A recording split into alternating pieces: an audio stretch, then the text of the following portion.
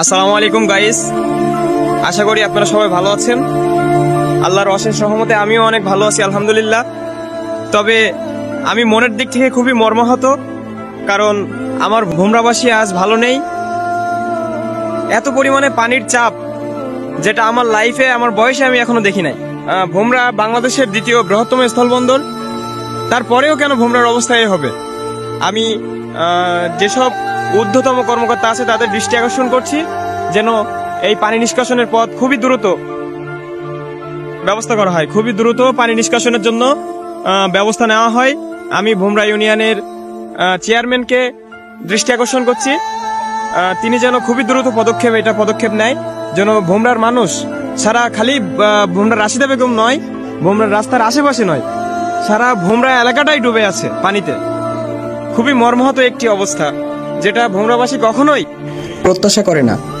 এবং আমি আরও ধন্যবাদ জানাই আমার পাশের ইউনিয়ন ৭ নং আলিপুর ইউনিয়নের চেয়ারম্যান আলহাজ মোহাম্মদ আব্দুর রৌফ সাহেবকে, কারণ তিনি তার নিজ উদ্যোগে ভোমরা ইউনিয়নের যে জলবদ্ধতা, মানুষের যে কষ্টসাধ্য সহ্য করছে, তিনি তার নিজ উদ্যোগে একটি এক্সকাভেটরের মাধ্যমে পানি নিষ্কাশনের পথ করে দেওয়ার ব্যবস্থা করেছে।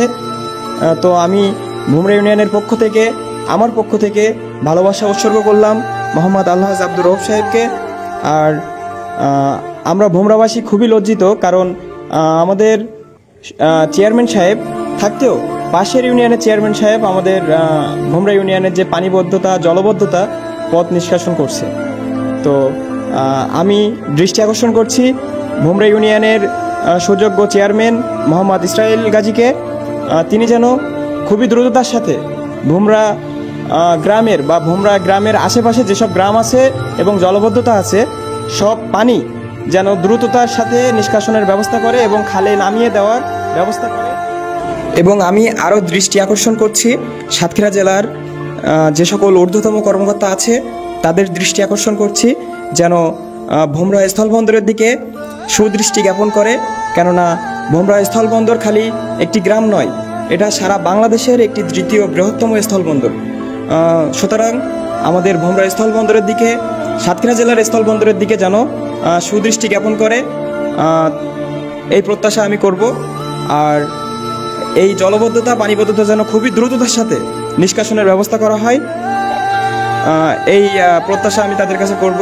তো ততক্ষণ পর্যন্ত সবাই ভালো থাকবেন। আল্লাহ হাফেজ। আসসালামু আলাইকুম রহমতুল্লাহ।